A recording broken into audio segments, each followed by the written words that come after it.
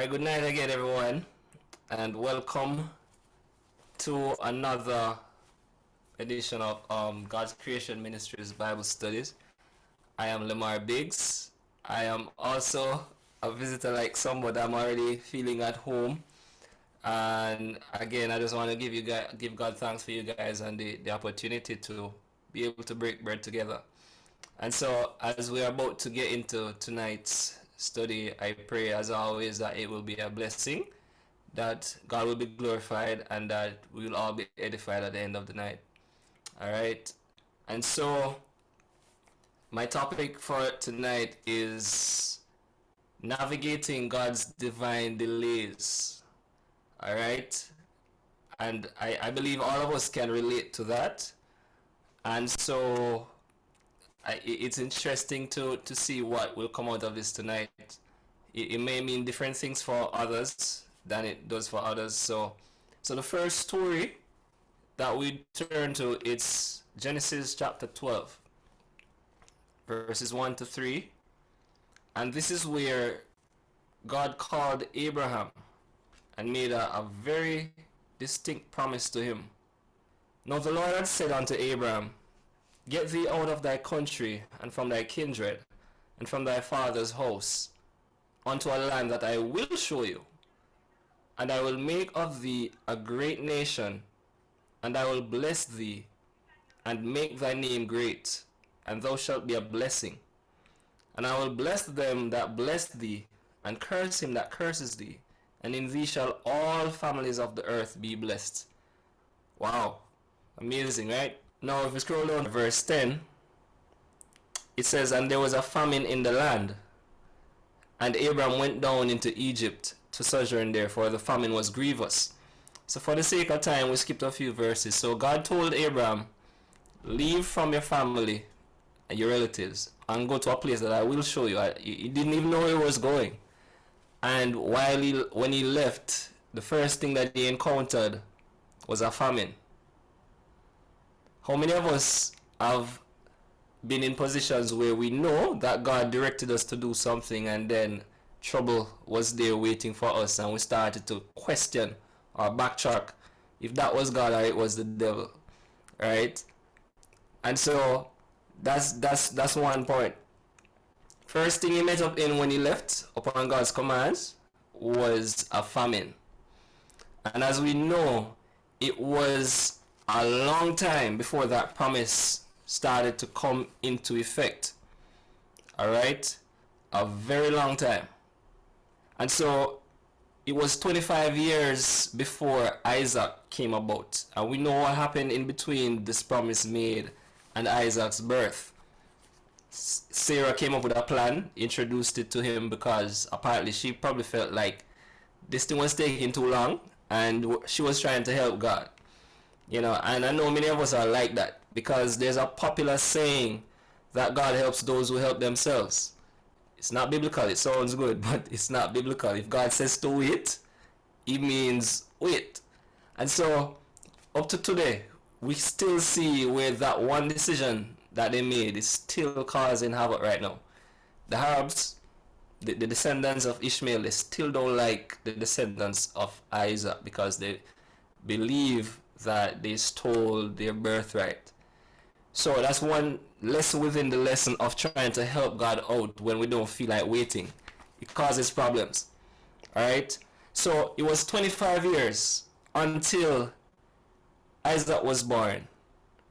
But it was over 430 years before the nation of Israel was born. Now when you hear about Abraham being a man of faith, we usually just think about waiting for the birth of Isaac. God promised to make him a father of nations, and that didn't happen until almost 500 years after he received the promise.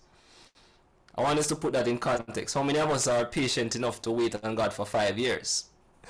Much less 25 years for the beginning, and then you had to die before the rest of the promise fulfilled. Right? So Abraham, as we were told in the New Testament, that in spite of the lengthy delay, one lesson that we learn from Abraham is that he staggered not at the promise.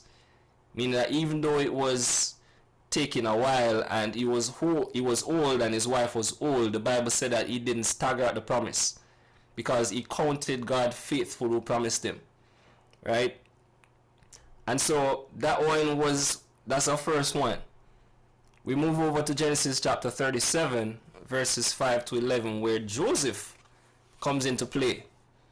And we remember the situation with Joseph, the second to last son for Jacob, well loved by him, loved more than the other brothers, which alone was a problem. But if that wasn't enough, God gave him dreams, not just a dream, God gave him dreams. And that was also cause for trouble. Right? So we go over to chapter 37 now, we read from verse 5. It says, "And Joseph dreamed a dream, and he told it to his brethren, and they hated him yet the more. And he said unto them, Hear, I pray you, this dream which I dreamed.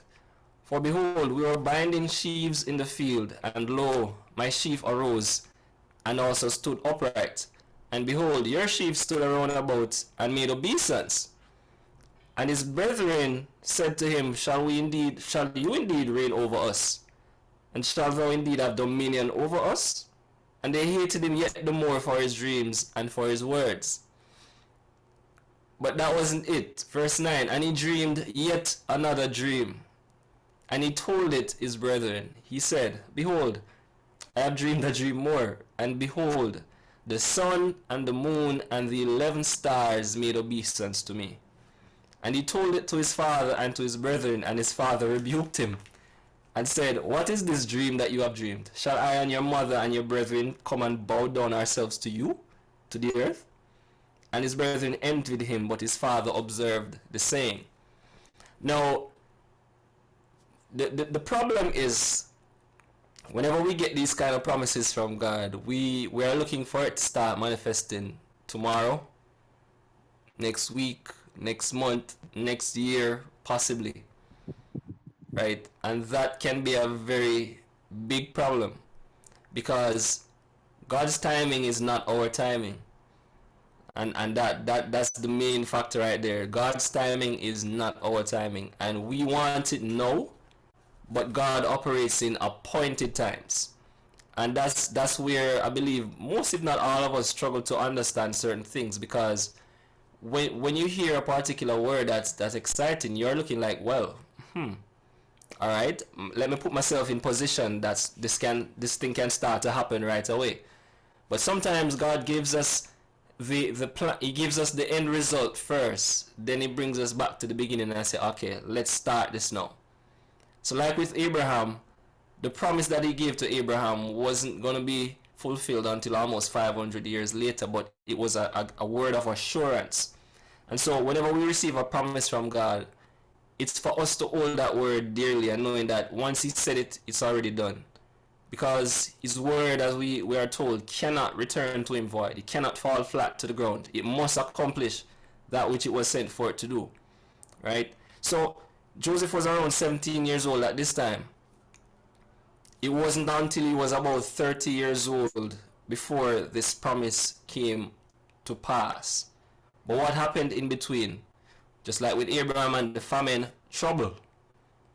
Right? The brothers plotted against him. They wanted to kill him at first, but Reuben stepped in, as we know, and said, no, he's our brother, don't kill him. Let us sell him. I think Judah came up with a plan to sell him. And you're sold into slavery. You're sold twice. When you get to Egypt, you're working with your master, working in Potiphar's house, have a good job, and it's like, wow, this is the life. And then just when he started to get comfortable, Potiphar's wife came up with another plot against him. How many of us could handle that? Your dream is saying one thing, but your reality is carrying a totally different direction. But nowhere in the scriptures we saw where Joseph complained or cursed God or anything like that. I know he wasn't happy, but he had a different kind of attitude through the process.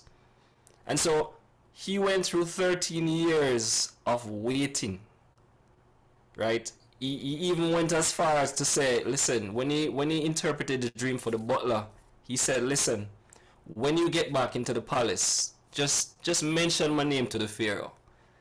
You know, because look at it this way. He was sold into slavery. The brothers told the father a lie that an animal tore him to pieces. Now he was thrown into prison by Potiphar without a trial. This didn't go through the regular proceedings. There was no hearing, there was no appeal. He was just thrown into prison and left.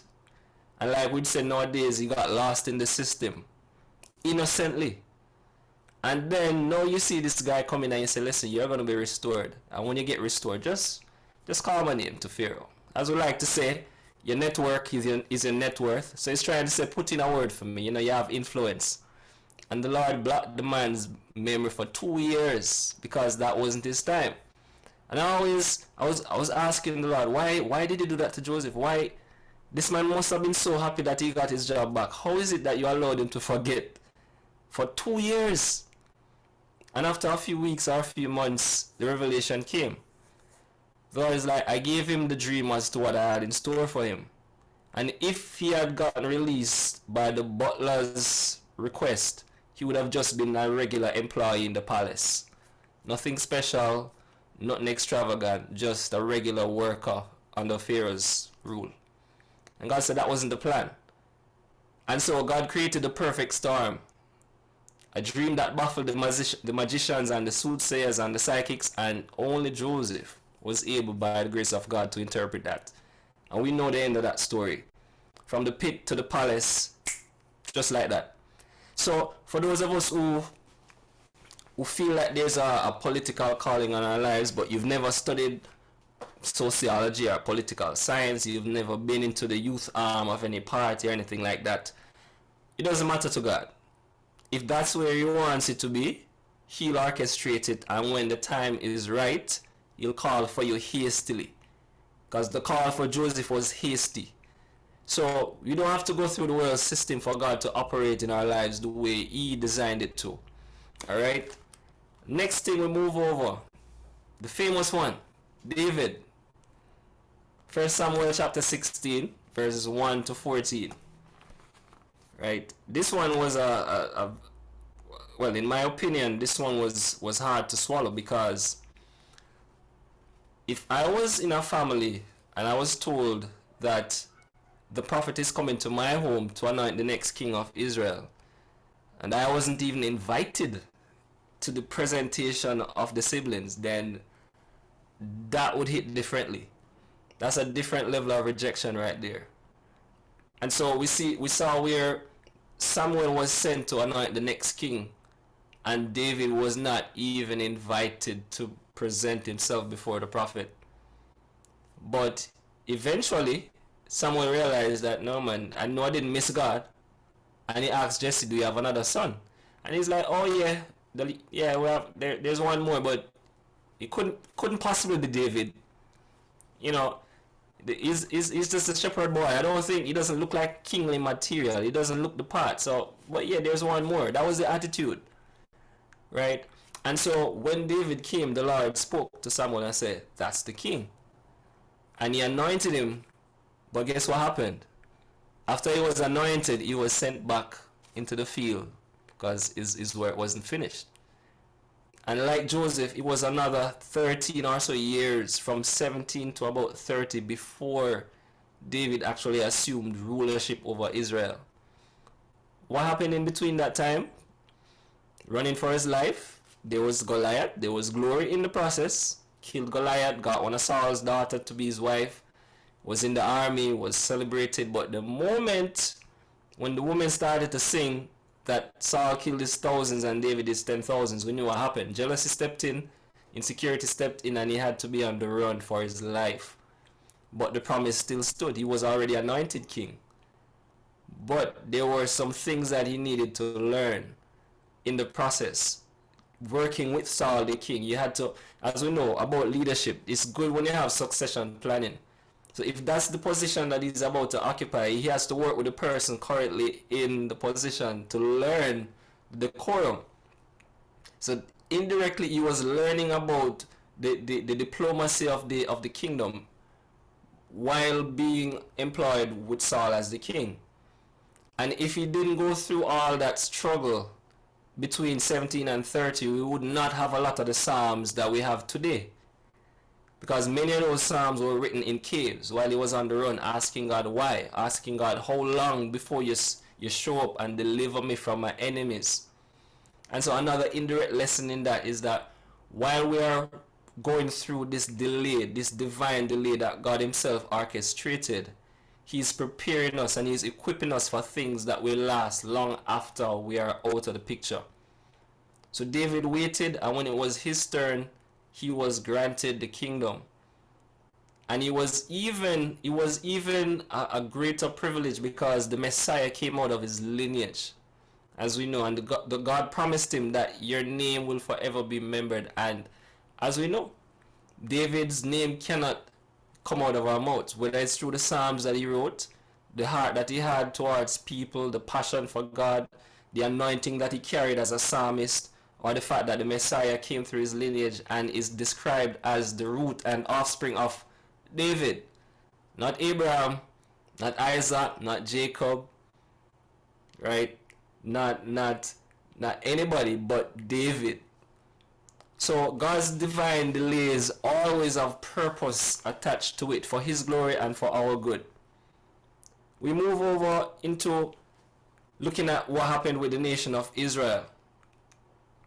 Now, remember, between Malachi and Matthew, where John the Baptist, where Gabriel showed up to Elizabeth and Zechariah, there was 400 years of silence. And while I was getting ready to come online, I'm like, okay. But then another revelation hit. This was not just 400 years of silence in Israel.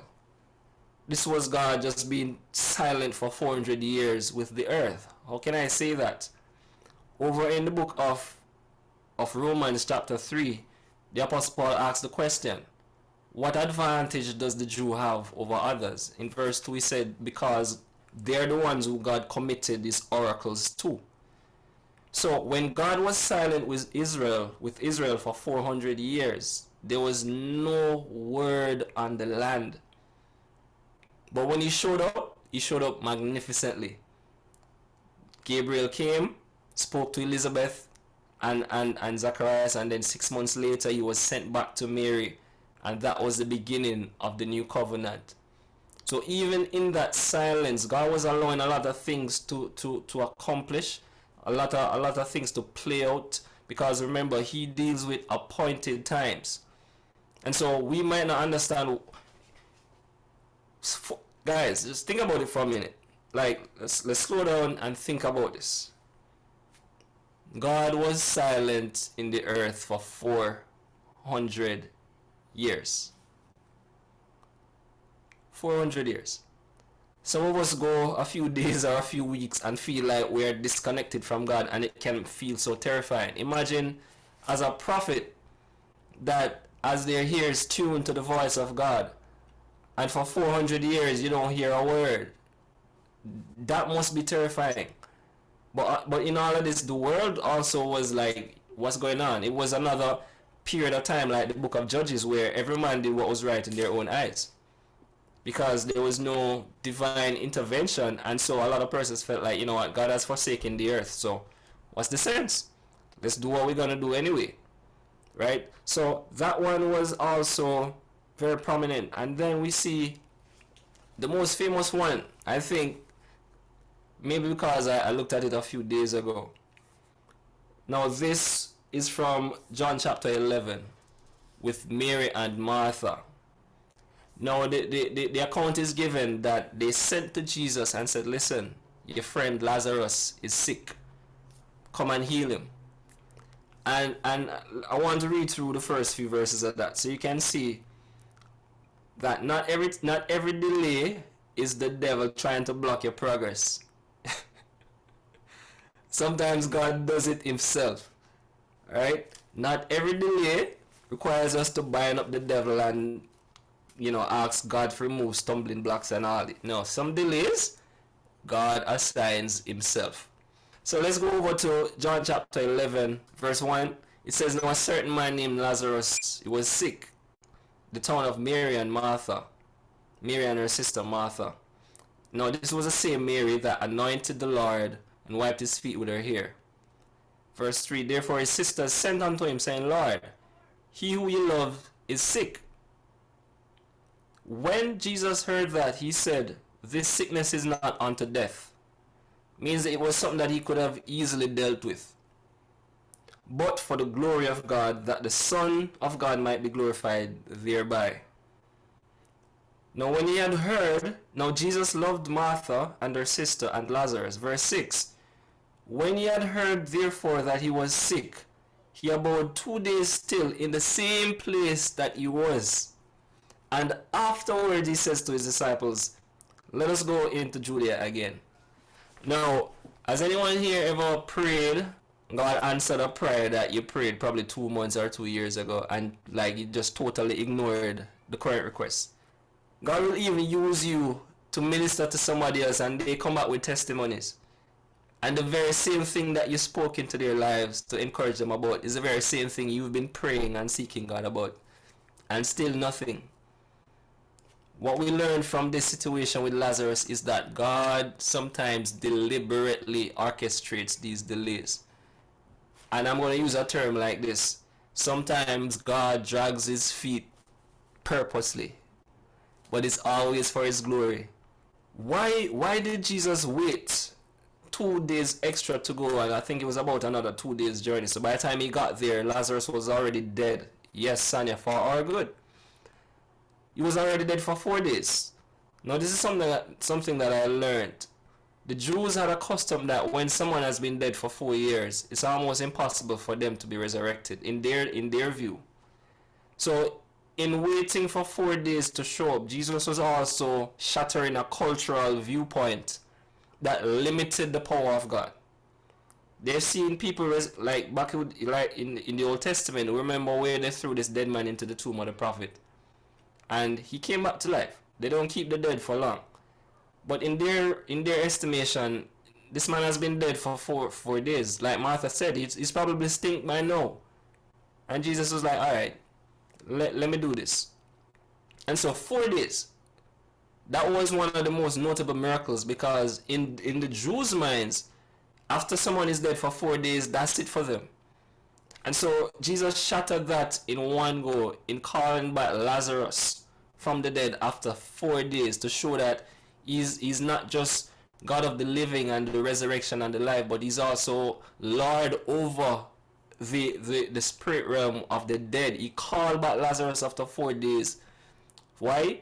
He said, for the glory of God, for the Father to glorify the Son, and for the disciples to believe that he is the Son of God. Alright? And so that situation shows us blatantly where Jesus decided to wait for 2 more days, that sometimes God just decides that I'm not ready. So what do we do when we have an urgent need from the Lord, but on his timeline it's not yet time? Sarah was saying, listen, Abraham, from the time God gave you this promise, we should have this child by now. Let's be proactive.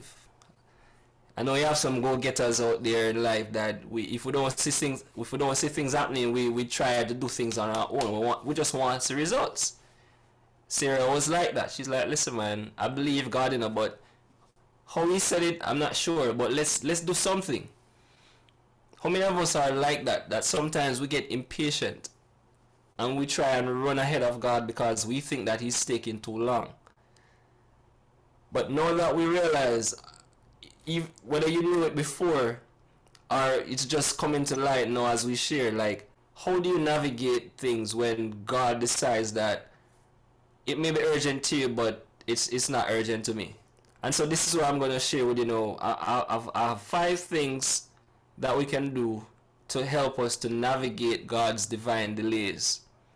How do we navigate God's divine delays? Number 1, remember that God is sovereign. He doesn't owe us any explanation.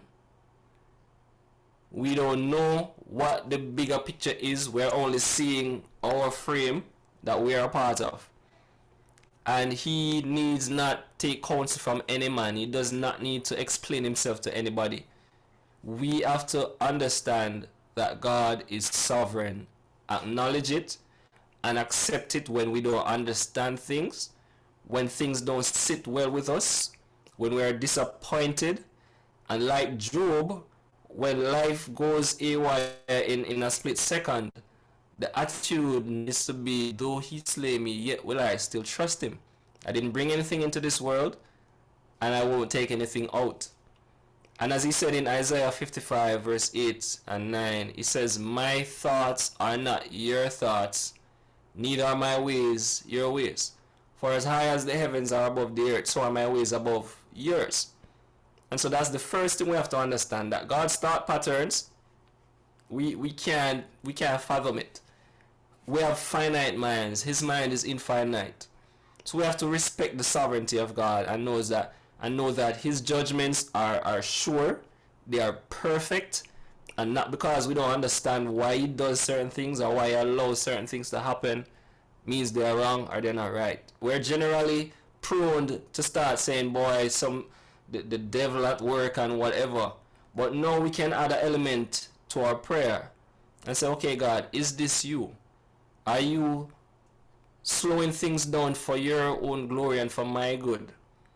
Is it just because it's not yet time and you're preparing me and keeping me until it's time, instead of just running to God and say, boy, free this and clear blockages? And because sometimes God is not ready.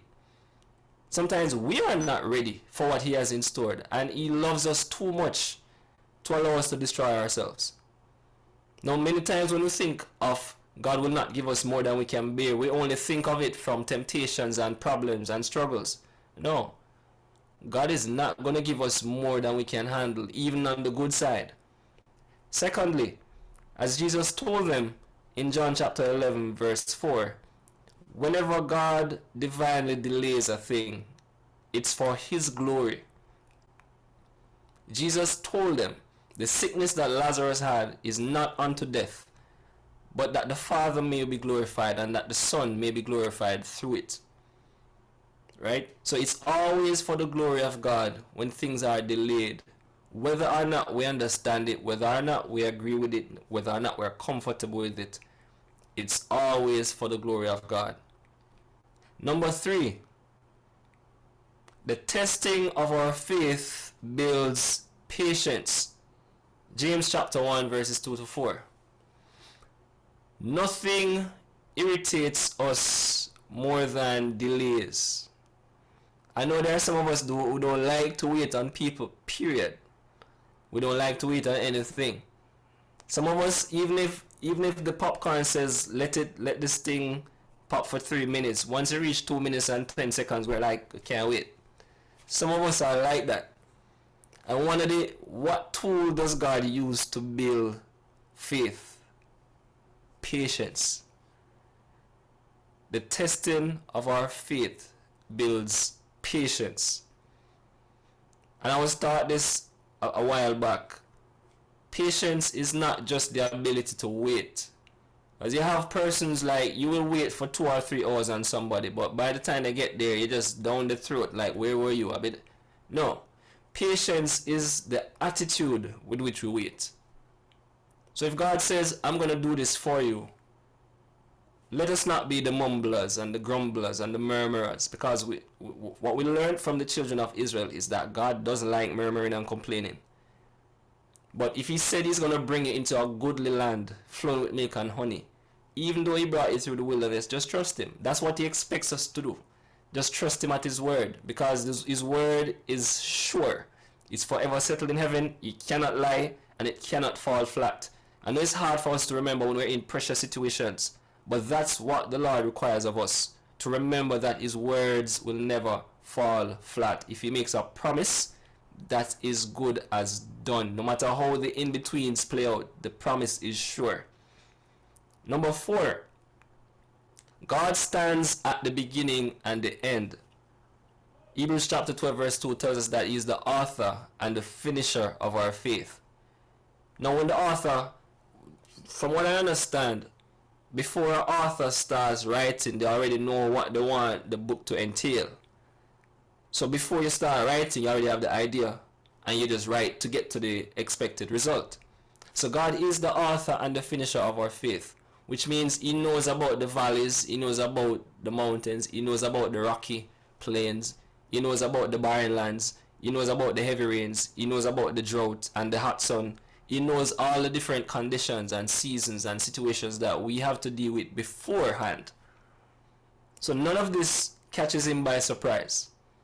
The heartbreaks, getting fired when you have bills to pay, losing a loved one, tragically or otherwise, none of this is easy to handle. But God knows it all beforehand. And seeing that he's the author and the finisher of our faith, we can be assured that our stories are in good hands, and that whenever he sees fit, he will change either the chapter or he'll change the narrative and bring it to a place where he will be glorified and we will experience the good of it all. He's also referred to in Revelation 1 verse 8 as the Alpha and Omega, the first and the last letters of the Hebrew alphabet, which means he encompasses everything that happens. Number 5, the final one. To remember how to navigate the divine delays of the Lord is this: all things work together for good to them that love the Lord and are called according to his promises. All things work together for good. All things work together for good. The good, the bad, the ugly, the things that make us laugh, the things that make us cry, the things that make us frustrated and bitter, and whatever feelings come out of it, because there are lessons to be learned. And that's where I think we need to look to pay attention to. Don't forget, don't neglect the lessons that come through the various seasons and situations that we deal with. Because if all things work together for good, if you've been rejected and God delivers you from that and restores your confidence, you'll be able to identify somebody else that struggles with rejection, and you'll be able to help that person. Wherein if you'd never experienced it, you wouldn't be able to feel what they're feeling or relate to them. And so even in the bad things, even in the uncomfortable situations, even in the painful, heart-wrenching situations that we deal with, God is still saying to us, all things work together for good. And like Joseph told his brothers, you meant it for evil what you did, but God meant it for good. If the brothers didn't sell him into slavery, he wouldn't have ended up in Egypt, which was where he needed to be. Egypt was the world power of the day. And so if God promises to make you great in that regard, as he showed to Joseph, the world power of our day is the US. He'll find some way to get you there, because you have to be in position. Now, you might get there because of painful situations. You might have to migrate last minute. It might be family death and you end up there, and then things will start working out that you remain. God knows exactly how these things will play out. And so he was able to tell his brothers, listen, you meant it for evil, but having been through it, I can tell you that God used it for good. If God didn't send me beforehand, there wouldn't be anybody to navigate the famine that hit the land. The favor that they experienced, the family experienced, he wouldn't have been in position to help his family deal with those 7 years of drought. Right? So even though he had to go through that kind of process, the pit, thank God there was no water in the pit. There were no serpents in the pit. God protected him even in the pit when they sunk him in the pit. There was no harm done to him in the pit. Right? When he was sold into slavery, they safely transferred him into Egypt. And one thing that if you checked out the history, like the merchants of those days, they had to be rolling with like heavy security, because they could easily have been ambushed and robbed and murdered. But God protected him even in the transportation into Egypt. And even though he was thrown into prison by Potiphar, where was he in prison? Where the king's prisoners were. Because he needed to be connected to the king when it was time for God to send for him to deal with this perfect situation, this perfect storm that he navigated. And so just remember that all things work together for good. Jeremiah 29:11 says God has a plan to give us an expected end, not some random haphazard thing that wonder what. No, God has plans for an expected end. So even though we can't see all the steps, it's not for us to see all the steps, because without faith it's impossible to please God. And so if God was supposed to explain himself to us and show us every step of the way, there would be no need for faith, and it would be impossible to please him. It's like Abraham. If God says to you, move, whatever that means, change countries, change jobs, change homes, change a parish, change a city, change a region, and it doesn't tell you why, he just wants it to move. He told Abraham to go to a place that I will show you. It's like saying, get dressed, we're going out. And like, where are we going? And God is like, don't worry about that, just get dressed, we're going out. How many of us are able? Yeah, Andre, how many of us, Sanya, how many of us are able to exercise that level of faith where God says we're going out, but I'm not going to tell you where we're going until you leave out? And just remember that, okay, all things work together for good. And so Jeremiah 29:11 tells us that all things work together for good. God is not obligated to tell us why he allows this, why he delayed that, or why he delayed it this long. Why some persons have to wait 3 months, some wait 3 years, some wait 13. It's not for us to know. But it's all for the glory of God. And so as we go forward into the end of this year, into a brand new year, I pray that the things that we have on the altar, the things that we are waiting on, that our attitudes won't be of frustration and murmuring and complaining, but like Joseph, we'll be able to say, listen, the delay might feel bad right now, the process might be painful, but God is going to use it for good. Sometimes the Lord is building patience, and he just requires us to wait. So as you navigate God's divine delays, may our attitudes be pleasing unto him, our thought patterns, and may the meditation of our hearts, the word of our mouths, our actions towards him and others be pleasant as we wait, because that's what he wants from us. Amen.